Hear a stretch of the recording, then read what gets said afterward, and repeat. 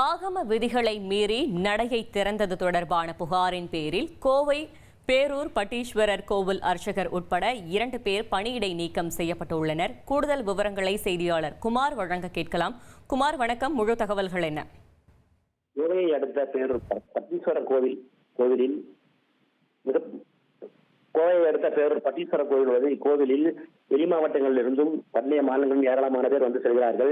இந்த நிலையில் பேரூர் பட்டீஸ்வரர் கோவிலில் பிரமுகர் ஒருவருக்காக ஆகம விதிகள் மீறப்பட்டதாக சர்ச்சை எழுந்துள்ளது. அதாவது சம்பவத்தன்று இரவு 9 மணிக்கு நடை அடைக்கப்பட்ட பின்னர் பிரமுகர் ஒருவர் கோவிலுக்கு வந்ததாக கூறப்படுகிறது. அவருக்கு உயர் அதிகாரி ஒரு உத்தரவின்படி கோவில் நடை மீண்டும் திறந்து சாமி தரிசனம் செய்ய அனுமதித்ததாக கூறப்படுகிறது. இது தொடர்பான வீடியோ சமூக வலைதளத்தில் வைரலானது.